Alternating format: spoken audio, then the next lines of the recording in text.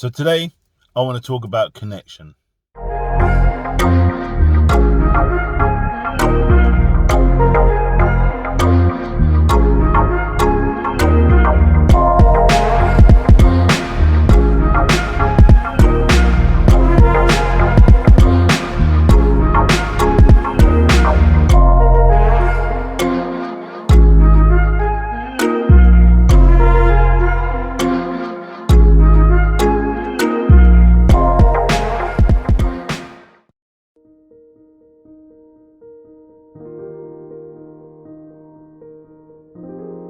So boom, welcome back. My name's Em. I'm from Karnak Holistics, where we learn together and we grow together in the sight of God. So today, as I mentioned, I want to talk about the word called connection.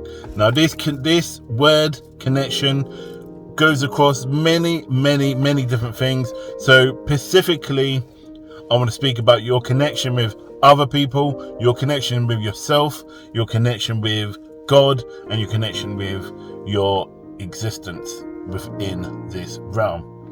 So let's look at the word connection. What the dictionary says connection means is a relationship with a thing or an association with that thing. Connection between a social attribute or productivity. So let's look at our relationship or our relationship with ourselves, our connection with ourselves, and what we are about and what we truly try to live up to. Now, it is a fundamental reason that we're trying to self-actualize. It's our journey to grow and to grow from within in order to meet the next plateau. You know that saying, if you don't learn from your mistake, you never advance forward. Or if you don't learn a certain subject, you will never be good at it. For example, we go to school, since we're young, to learn something. To learn about how to be basically a good employee. So we go to learn a subject, and then as we get older, we want to be a lawyer, doctor, carpenter, or whatever. So therefore we turn around and we go and learn. There's a connection. We need to have a connection with that person who's going to teach us. We need to have a connection with that actual subject. We need to have that connection with ourselves to know that we actually bloody enjoy doing it. Or why would we spend our life trying to move forward? I had to have the connection with you in order to enjoy doing these videos. I have to have a connection with me because I need to understand what the hell I'm talking about. So within my connection with my own conscious self and my unconscious self, I know that what I'm learning or what I'm trying to achieve and what I'm trying to put out there is about having the mobility in life to be able to exist in order to learn. I'm trying to remember who said it. I believe it was Maslow that said, I don't live, I learn. So if we don't live, we don't learn. If we don't learn, we don't live. So whatever you're doing, whatever you're existing, whatever you're going, or whatever, from moving from job to job, or if you're just staying within that environment, you're learning. The problem is, as we learn to develop ourselves from within, and that aspect of us starts to vibrate and grow, and by the law of attraction, we start growing and kind of like developing into a unique oneness of ourself. But what happens then is that we get challenged by other people who, as like you moving out of a energy source, you get some people that don't really understand what you're doing. So you will come into conflict with these people, or you will start to move away from these people because that you are growing and you're connecting with yourself at that time. And your connection with these people have now changed. And what they can't understand is that all you're doing is self-actualizing. So in reality, connection is self-actualizing. It's us becoming aware of ourselves. This planet is actually connecting with itself. It's connecting with us. When there's a problem, when thunder and lightning happens, an earthquake happens, or you get tidal waves, it's connecting with us to tell you or us that there's a problem with the planet, or it's therefore adjusting itself because of it's learning about its own oneness, its own unique self. The more we move away from understanding us, therefore understanding others, it takes us longer, and a disconnection with each other takes us down a darker path. And that is what the word dark is about, is that there is no light. Where there's light, there's connection, because you can see your path moving forward. I know so many people who turn around and say, I'm connected with my loved ones, or I'm connected to my children, and then they don't know that their child's off doing whatever, or their partner's off sleeping about, or whatever.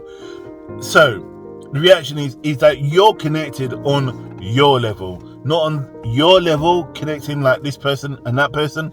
You're connecting only in oneness with yourself.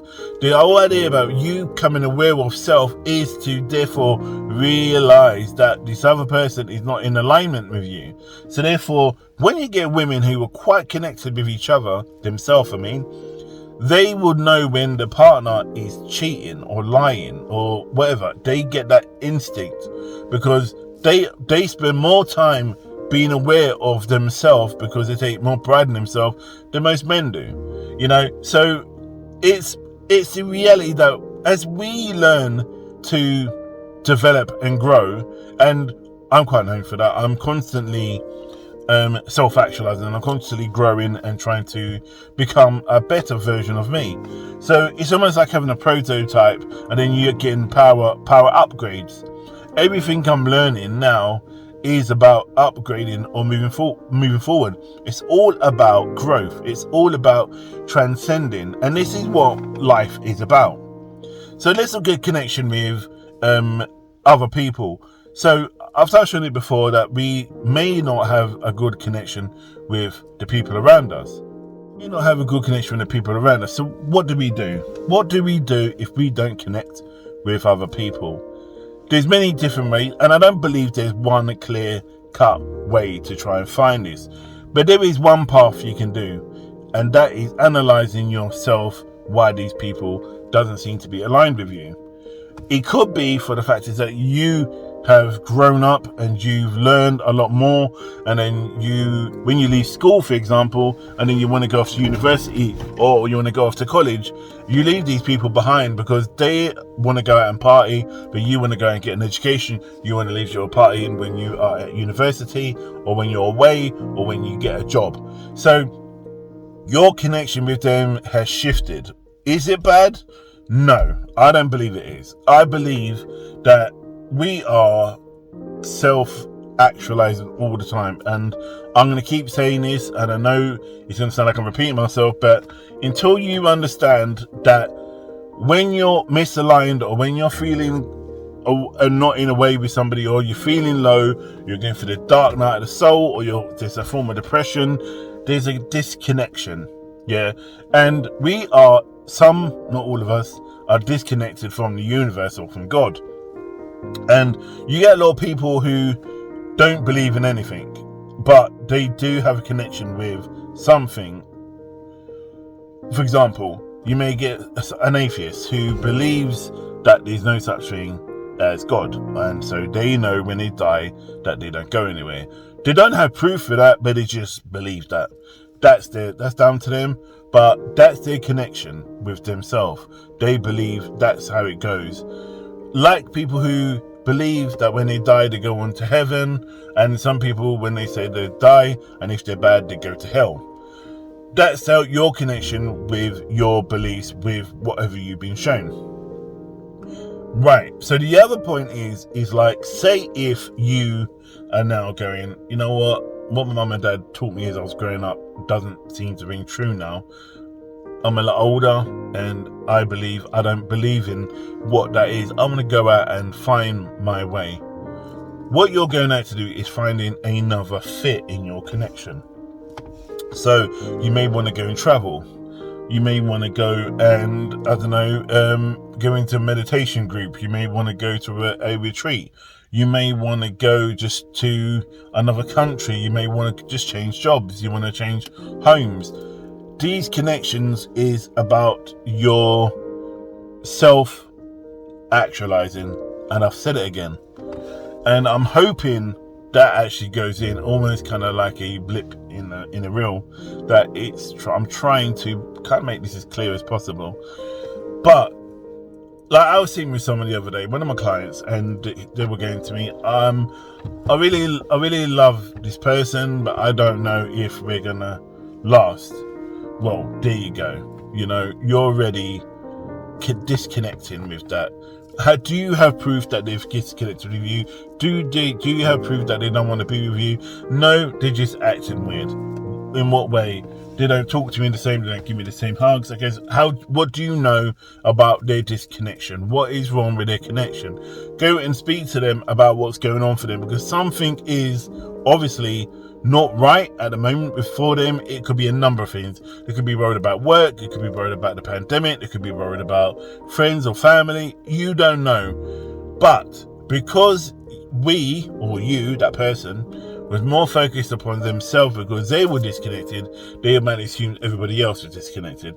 And in an essence, I feel that they wanted to believe they weren't disconnected, the other person was disconnected. Maybe it was them that's changed. So anyway, after that, they came back to me the following week and they said, look, I spoke to them and they said that I've changed, not me, they have changed. And I said, here's what I said. And they goes, in what way have you changed? That you're constantly nagging, complaining, not listening to what I'm saying, and all this stuff. And I go, and that person, my client, said, well, I'm constantly trying to make you see things how I see it. And that's the problem. They're not you. No matter how long you've been with the person, they are not you. And this is what we try to do, and people call it excessive. When you do it excessively, it's called grooming. When you get with somebody, love them for who they are. Love them for their little quirks, you know. When I met Candy, she's still the same person. Actually, she's different than where she was. She's a different version of her. Because I just said to her, just be you. You know, don't be a way what I want you to be. You know, I have my likes and dislikes and whatever. But if there is something I'm not happy about, I would say, and it's not about them changing it. Is maybe I need to shift, or they need to shift, because maybe that they feel they're not aligned.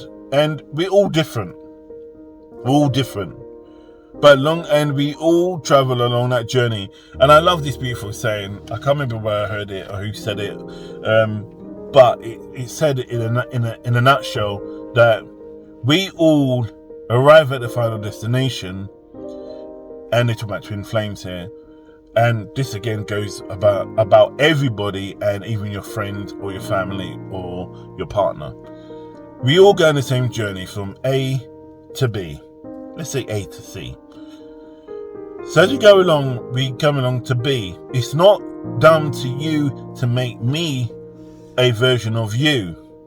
It's down to you and me to make each other a better version of each other, and respecting the paths we're arriving to the same destination.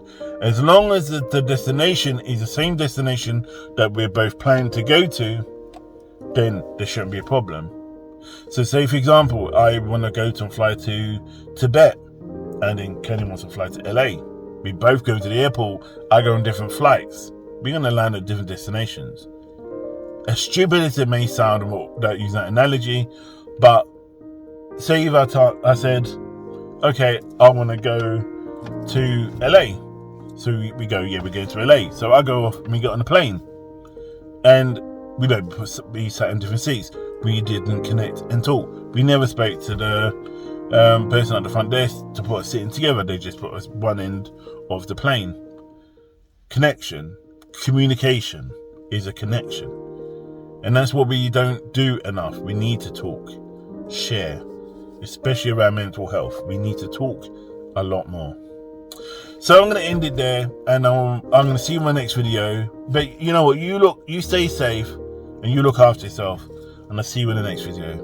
God bless, and namaste.